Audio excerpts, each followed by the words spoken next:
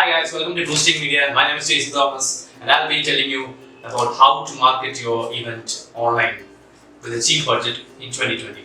Recently we conducted our annual digital marketing conference called as Cyberport Conference, and we got our target audience into that, and we usually conduct the event every year. This is the picture of 2018, this is the picture of 2019.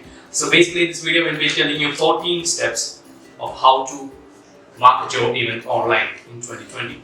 First up, create a website. Before creating a website, have a brand mandate in your mind, such as take a specific color for your event, give it a nice name, give it a good tagline, and always be consistent with the content, and always be consistent with the logo, the colors, and the tone of voice. You can create a website using Wix, or you can create a website using WordPress. These are the two platforms that I will suggest to start with. The second point is that use Townscript for your ticketing services. Townscript is one of the most popular ticketing services in India, and it has lots of options such as to create particular coupon codes and to even to initiate a refund for if someone cancels your event. So it has A to Z options or functionalities for events already built in. So you don't have to go to anywhere else, or you don't have to prepare anything of your own. You can use Townscript, it's super good. Then create your social handles with the same brand mandate as your website, and you make your Instagram bio a really good one, and link it to your website, and create a Facebook page, create a Facebook event, create a LinkedIn event, and basically focus on at least 2 or 3 kind of social platforms, and start putting your content with your brand mandate. The fourth thing that you must do is that you should install Google Analytics and Facebook's Pixel Net. This is to track the number of visitors that are going to visit your website, and the Facebook Pixel thing will help you to remarket your website to the people who have already gone into your website and haven't bought tickets yet. And when you're starting your marketing, the first campaign that you should be running is an early bird offer campaign. For example, for our event, we created a coupon code known as early 25, which gives 25% off on our tickets for early bird users. That means that if anybody wants to buy a ticket in the first 10 days of the event, you can get it on 25% off. Sixth one is that this is really interesting. This is not directly an online marketing, but it is a digital marketing. Just that you have to go to the colleges in your area, and there will be a display board there, and in the canteens and everything. So you can contact the network manager who are providing the display ads there, and you can put an ad in those display boards, which will be distributed to all over the colleges in your area. The seventh one is find quality social media influencers. For example, for our marketing purposes, we found out quality local influencer called as D-Writers, and we created a coupon code for them known as D-Writers 30, which will provide 30% off for the people who use their code to sign to tickets. So that went really good. So before selecting the influencer, you have to check whether the engagement rate and whether they have a dedicated fan following.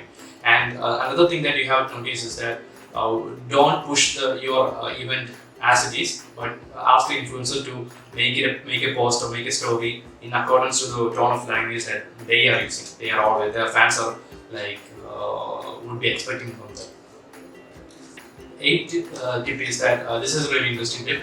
Is that you'll be having, if you're having speakers. Like now, even we had 6 speakers, so we asked the speakers to post about the event on their social medias, especially on LinkedIn, so that you can get their followings to come to your event. And LinkedIn is even more beneficial because more professional people will be following them on LinkedIn. And I'm TELSON Thomas. So, like Jason said, we're going to give you some tips about how to do your own digital marketing. And then this is my first tip. And this is not a first tip, this is a micro tip actually. So basically what you guys need to do is that, obviously this is a very obvious tip, but then some people overlook it and they see it as not powerful enough. Actually, you put it as your own story. on Instagram, you put it on your Facebook page, you put it on your LinkedIn account, and ask your friends to share it as well. Because there's always a guy who knows a guy who knows a guy who needs this. So if your friends also put this up, you're gonna get amazing reach. Okay.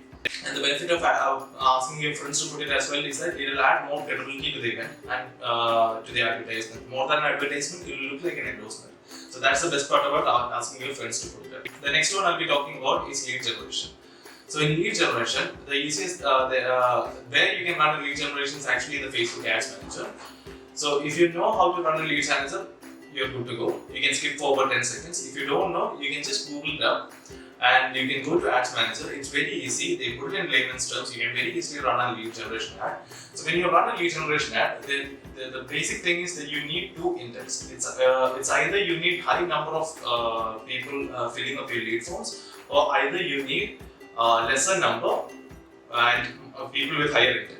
So according to the availability of your tickets or when you are running the leads, okay, you basically my suggestion is you first run a test for both and see the quality, and if both are converting, go for the high volume one, and then according to how the ticket prices are, how the seats are filling up, then go for the high intent one. So this will always help you in assuring that you won't oversell your tickets. And also to know that to have an idea to all the people what your event is all about, and you can give them a call from the lead generation forms as well. Make sure you collect email, number, and the name.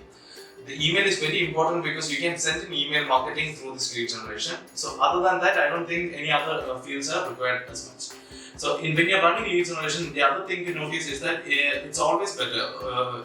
It's always better if you run it with a native language. So if you run it with a native language, people will be very easy. It will be very easy for people to understand, and as well there will be more trust as they see that this is an event happening close by, and they'll be more likely to sign up for the lead. So the ad will be in the same language as well as the call. So it's going to help you very much. The next one is A/B testing. You might think that you will know your audience, but that's not the case many of the times. We have done countless campaigns. And the biggest surprise that we had is that we always think that we know our audience. This is our audience, set A, people between 18 to 34 or people between 20 to 25, that's our audience. We think that, but in reality, it's actually very far from that. Usually our target audience is not what is actually what we think, but around 20% of the time, the target audience may tend to differ. So to study the audience and to test all waters, what you can do is you can run small A/B tests. You need not. What you can do is you can select one audience and select two audience and send the same ads to them, or just tweak the ads a little bit according to the audience that you're trying to get, and then send them the advertisements. You can check the results and then don't check the results like this click you got a click for this much rupees, you got one click for $1, while the other one got clicked for $2. But don't look for the click amount, look for the conversion rates always. So if a click costs $2 but it converts 50% of the time, and the click got $1 and it never converts, obviously the $2 one will always be the better. So always look for the end goal instead of the first metric that you see on the ads campaign. And the thing about A/B testing is that just not one A/B testing you need to do. It's actually A, B, C, D, E, F, G, H, I, J, K. You need to do a lot of testings so that you can actually accurately pinpoint which audience you need to target. And the best thing about online marketing when you do A/B testing is that you can start with a very small budget, like maybe a couple of dollars is all you need, maybe $3 is all you need, around 180 rupees is all you need to test a specific type of audience. Not only the audience, you need to check out different types of creatives as well. The next step is, this is a tip that is quite overlooked by many people. So the simple trick is to create a vertical Instagram story video.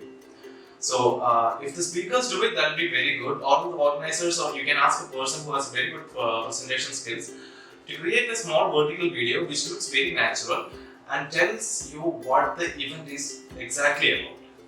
Right. So for our swipe up, what we did is, it's simple. We put up a Instagram video. So as an example, you can see our example, the video that we did. It's in the link in the description. But warning you, it's in a different language. It's in Malayalam. So some might not be able to catch it, but you'll get the idea what we are talking about.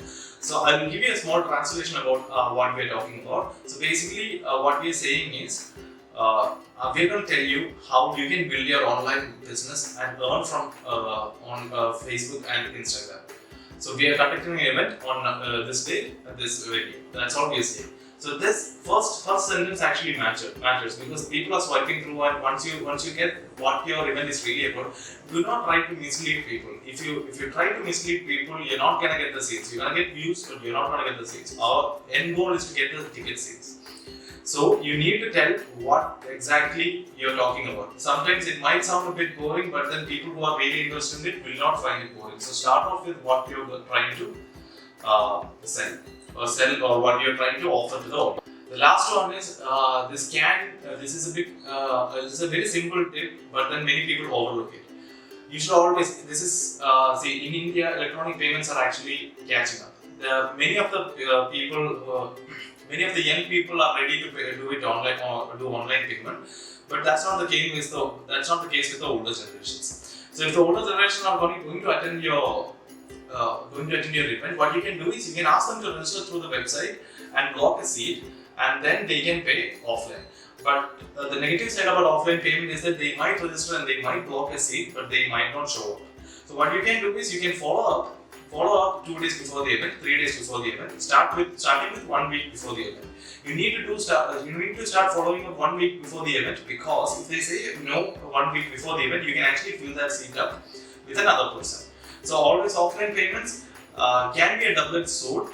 But the thing about offline payments is that more people tend to sign up. Once they sign up, even if they are half interested, there's a chance that they might show up because of you following them up and they have registered and they have committed to the event, to the cause. So that's the best thing about offline payment. But the other side is that they might not show up, and that slot will be wasted. The last one I'm going to be talking about is actually quite simple. I think you might already know this and you might do it, but always try to give personalized discounts to friends and family.